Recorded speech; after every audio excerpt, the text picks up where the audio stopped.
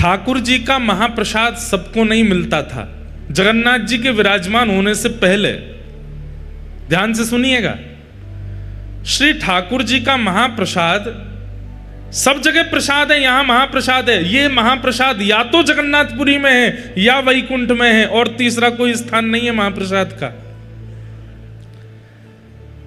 या तो जीवित अवस्था में जगन्नाथपुरी में महाप्रसाद मिल सकता है, या मृत्यु के उपरांत कोई वैकुंठ गया तो वहां मिलेगा। लेकिन वैकुंठ में भी बहुत मुश्किल है। कैसे मुश्किल है सुनो। एक बार नारद जी पहुंचे, और नारद जी रोज दर्शन करते हैं ठाकुर जी का। दर्शन करके आनंदित हो जाते हैं, परिक्रमा लगाते हैं। कभी ठाकुर जी की माला जी मिल जाती है, कभी ठाकुर जी का उपरना मिल जाता है, कभी ठाकुर जी के इत्र प्रसादी मिल जाती है, कभी ठाकुर जी का चंदन प्रसाद मिल जाता है। दर्शन करते करते वर्षों बीत गए, तो नारद जी के मन में आया सब प्रसाद मिलते हैं, एक बार ठाकुर जी का अदनामृत महाप्रसाद मिल जाए। तो नारद जी बोले, मैं नारद हूं, मेरी बात को कोई रद्द नहीं कर सकता, मैं मांगूंगा तो मुझे देना पड़ेगा। सब लोग इधर देखो, ध्यान से सुनो। तो श्री नारद जी महाराज प्रार्थना करने लगे, जय विजय से प्रार्थना की, निरस्त हो गई। और समीप जाकर के कोई अति सामीप्य वर्तन से पूछी, उन्होंने भी निरस्त कर दी। तब किसी ने संकेत किया, बोले एक को अधिकार है महाप्रसाद देने का। बोले किसका? लक्ष्मी जी का। नारद जी महाराज लक्ष्मी जी के पास गए और कहा कि हे मां, आप कृपा करो। बोले क्या कृपा करें? ठाकुर जी का महाप्रसाद चाहिए हमको। लक्ष्मी जी बोली क्या बात कर रहे हो? बोले हाँ, ठाकुर जी जो प्रसाद पाते हैं उसके बाद जो महाप्रसाद, तिनका प्रसाद, वो हमें चाहिए। लक्ष्मी जी बोली असंभव, वो नहीं प्राप्त हो सकता। बोले क्यों?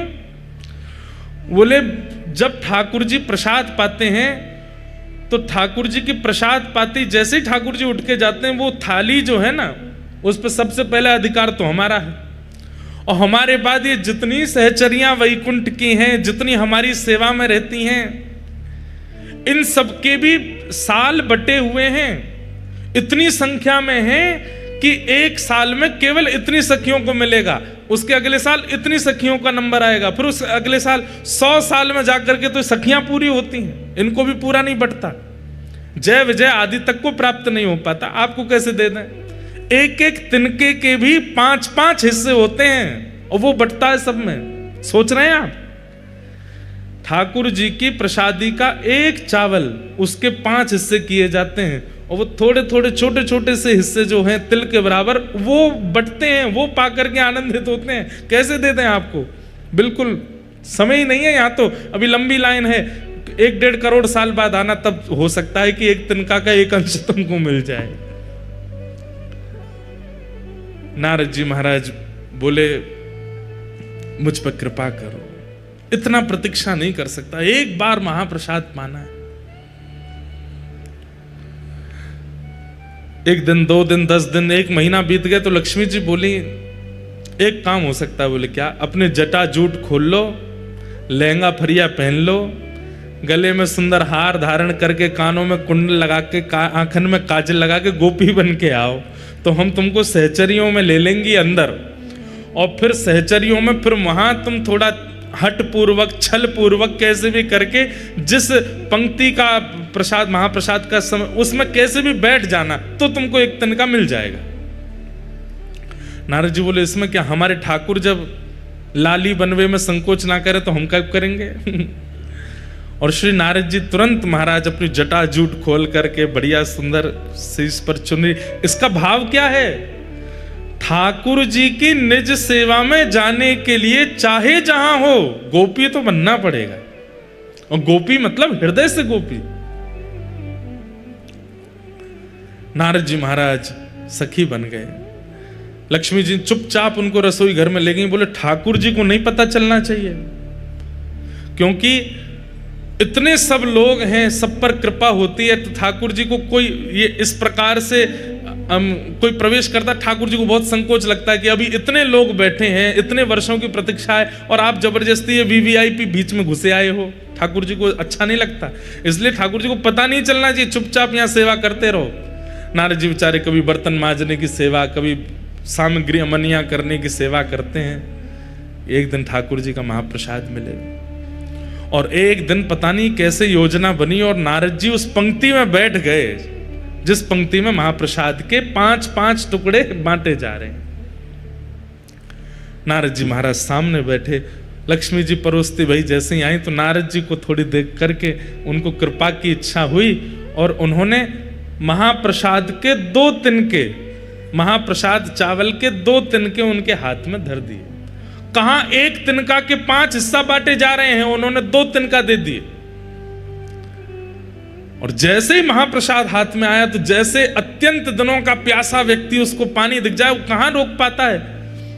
आपने तुरंत एक महाप्रसाद का तिनका अपने मुख में जैसे ही धारण किया, आहा, वो धारण करते ही आपको प्रेम लक्षण प्रकट होने लगे, नेत्रों से अविरल अश्रुधार गिरने लगी, रोम रोम पुलकित हो गया। भुजा उठाकर के श्री नारद जी महाराज नृत्य करने लगे। हा कृष्ण, हा माधव, हा केशव, हा गोविंद, हा मधुसूदन। प्रेम की अद्भुत अवस्था प्राप्त हो गई नारद जी को। इतने वर्षों में संकीर्तन करके भी जो ठाकुर जी की अवस्था नहीं मिली थी, वो अवस्था केवल महाप्रसाद प्राप्त करते ही नारद जी की प्रकट होने लगी। इतने में ठाकुर जी की दृष्टि गई, ये कौन सखी है, ये कौन नई नवेली सहचरी है, इतनी जोर से नृत्य कर रही है। लक्ष्मी जी बोले कोई नहीं मैं संभालती हूं। लक्ष्मी जी हाथ पकड़ करके लेके गई नारद जी को, क्या कर रहे हो, फंसवाओगे सबको। नारद जी के तो नेत्र लाल पड़ गए। बोले हे मां, अभी तो केवल 1 तिनका पाया है और ये तिनका पाकर के मैं इतना आनंद में आ गया हूं। वर्षों से करोड़ों वर्ष निकल गए, नाम जपते जपते ऐसी स्थिति का अनुभव नहीं किया जो स्थिति का अनुभव केवल महाप्रसाद का 1 तिनका पाकर के मुझे हो रहा है। लक्ष्मी जी बोली इसलिए नहीं देते हैं, तुम देखो क्या हालत हो गई, अब जल्दी जाओ यहां से, ठाकुर जी को पता चल गई तो दिक्कत होगी। वैकुंठ से ही चले गए, नाच रहे हैं, कभी किसी लोक में जा रहे हैं, कभी किसी लोक में जा रहे हैं। सब नारद जी की इस भाव दशा को देख करके आश्चर्यचकित हो रहे हैं कि ये कैसे हो गया। नृत्य करते करते करते करते श्री नारद जी महाराज पहुंचे कैलाश। कैलाश में विराजमान महादेव, बाकी सब तो नारद जी का नृत्य देख करके अनुमान लगा रहे हैं कि हुआ क्या है, लेकिन महादेव तो महादेव हैं, वो तो देखते ही पहचान गए।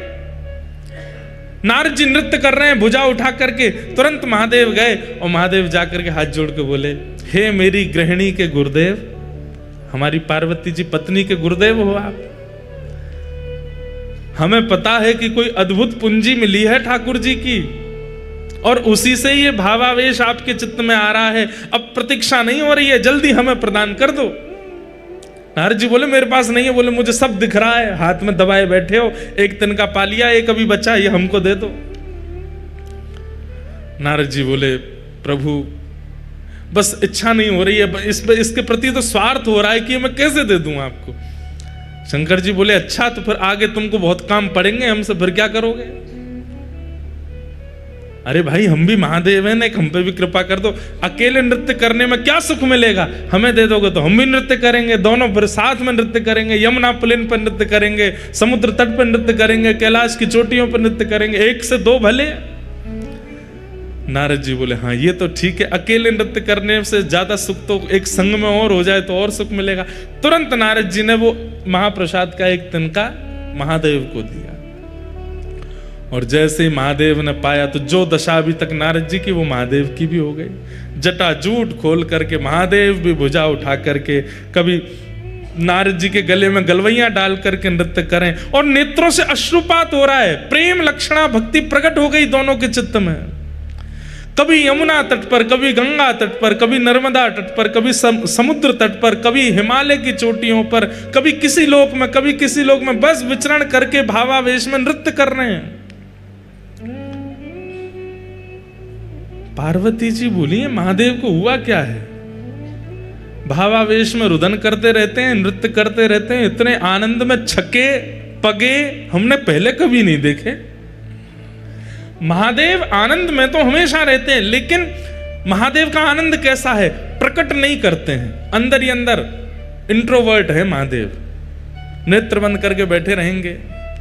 लेकिन अब महादेव की स्थिति ऐसी है कि जो आनंद हृदय का है वो प्रकट हो रहा है। अरे कहां तक कहें, नारद जी और महादेव का जो दर्शन करता है वो भी नृत्य करने लगता है, उसके चित्त में भी वही भाव प्रकट हो जाता है। परंतु पार्वती जी समझ गई कि कुछ तो इन्हें ऐसा मिला है जिसके कारण ये ऐसे हो रहे हैं।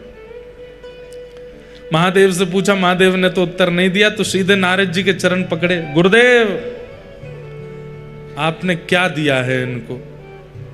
कुछ तो आपने खिलाया है, कुछ तो आपने ऐसा बताया है, या कुछ तो आपने दिखाया है जिससे ये ऐसे हो गए। मुझे भी दिखाओ, मुझे भी बताओ, या मुझे भी खिलाओ। आनंद में छके छके नारद जी के मुख से निकल गया। बोले, अरे देवी क्या बताए, बहुत तप करना पड़ता है, तब जाकर के ठाकुर जी का अधरामृत 2 तिनका महाप्रसाद का मिलता है। उसको एक नारद जी पाते हैं, दूसरे आपके पतिदेव पाते हैं, तो ये भाव दशा होती है। बोले 2 ही तिनका थे? बोले हाँ। एक आपने पा लिया? बोले जी। और एक? बोले एक इनने पा लिया। तो इन्होंने हमको क्यों नहीं दिया? 1 के 2 तिनका भी तो हो सकते थे। और हमने तो सुना वैकुंठ में 1 के 5 तिनका होते हैं, तब बांटा जाता है। नारद जी बोले, अब तो माहौल गर्म हो रहा है, तो धीमे से बोल गए, हमने तो कही थी इनसे 1 के 2 कर दो। हम तो इनको बोल के गए थे, और हमने 1 के 2 नहीं, हमने 1 के 4 कही थी, कार्तिकेय गणेश जी को भी खिला देना। लेकिन इनके मन में स्वार्थ आ गया, अकेले ही पा गए पूरा। और ऐसा कह के नारद जी तो वहां से चलते बने, नाच रहे हैं। महादेव भुजा उठा के पार्वती जी सामने क्रोध में खड़ी हैं। आपको गुरुदेव कह के गए थे कि 2 तिनका कर लो, फिर भी नहीं दिया मुझको, इतना स्वार्थ आपके चित्त में आ गया है। अरे वैसे सब मिल बांट करके रहते हैं, लेकिन ठाकुर जी का अधरामृत मिला, अकेले पा गए, एक बार भी नहीं सोचा कि थोड़ा इनको भी देते हैं। आपके गुरुदेव ने कब कहा कि 2 तिनका? मेरे गुरुदेव पे लांछन नहीं लगाओगे, वो कह के गए थे आपसे, बता के गए मुझको। कहां है तुम्हारे गुरुदेव? पता चली वो तो गए। अब तो यहां पार्वती जी नाराज हो गई, ना पा रही हैं, ना सो रही हैं, ना कुछ कर रही हैं।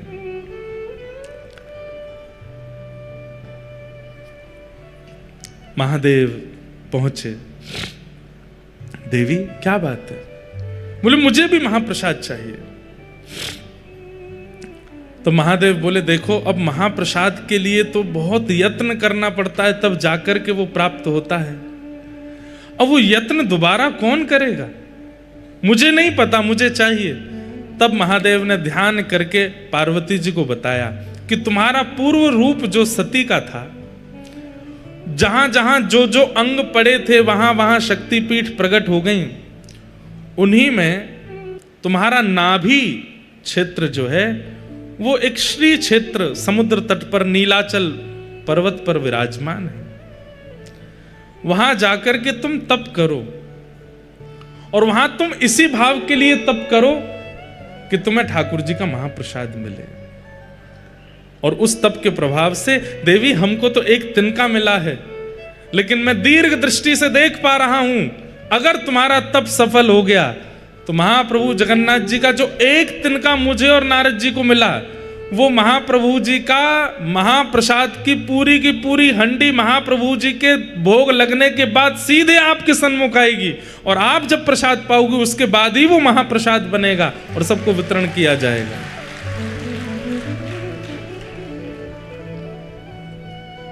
वही पार्वती जी विमला देवी के रूप में आई, आकर के यहां बैठ करके तप किया। किसके लिए तप किया? आपका महाप्रसाद चाहिए। तब महाप्रभु जगन्नाथ जी ने आपको आज्ञा दी, हम जगन्नाथ रूप में यहां विराजेंगे, लक्ष्मी जी ही हमारी रसोई सिद्ध करेंगी। जिस महाप्रसाद को वैकुंठ में प्राप्त करना अति दुर्लभ है, उस महाप्रसाद को मैं अति सहज कर दूंगा इस जगन्नाथ क्षेत्र में। और देवी वो प्रसाद जितनी विधियों से बनेगा उसी विधि से बनता है महाप्रसाद यहां, जिस विधि से वैकुंठ में बनता है। मुझे पूरी विधि अभी भी अच्छे से पता नहीं, अंदर सामग्रियां कैसे धोई जाती हैं, कैसे अमनियां की जाती हैं, फिर उनको कैसे किन किन मंत्रों को बोल करके सामग्री डाली जाती हैं, फिर उसके बाद 9 हंडियां रखी जाती हैं। सबसे पहले ऊपर वाली हंडी पक करके तैयार होती है, ऊपर ठाकुर जी के सन्मुख, उसके पीछे भी बहुत विधियां होती हैं, तब जाकर के महाप्रसाद सिद्ध होता है। लेकिन महाप्रसाद तभी कहलाएगा जब वो मेरे बाद आपको भोग लगेगा। विमला देवी के भोग के बाद वो महाप्रसाद आनंद बाजार में आ जाता है और हम सबको प्राप्त होता है। ये महाप्रसाद। इसलिए भैया जगन्नाथ जी का नित्य दर्शन तो आप नहीं कर सकते। कोई राजस्थान से, कोई बंबई से, हम उत्तर प्रदेश से, कहां से आए हैं। और कलयुग में जन्म लेने वाले व्यक्ति को अगर अपना कल्याण चाहिए तो कलयुग के प्रधान देव जगन्नाथ जी का नित्य दर्शन करना पड़ेगा, तभी उसका उद्धार होगा, नहीं तो नहीं होगा। हम कैसे करें? रोज फ्लाइट ले लेके तो आ नहीं सकते। तो इसलिए महाप्रसाद जो है वो जगन्नाथ जी का ही रूप है। यदि उसे हम अपने साथ लेकर के जाते हैं और नित्य महाप्रभु जी का स्मरण करके प्रातः प्रथम अपने मुख में कुछ और धारण करना ही नहीं, सीधे महाप्रसाद ग्रहण करना है, तो नित्य जगन्नाथ जी के दर्शन का जो फल होता है वो हमें नित्य प्राप्त हो जाएगा। इसलिए आज से महाप्रसाद जी का नियम धारण कर लीजिए, प्रत्येक दिन महाप्रसाद पाना है। आहा।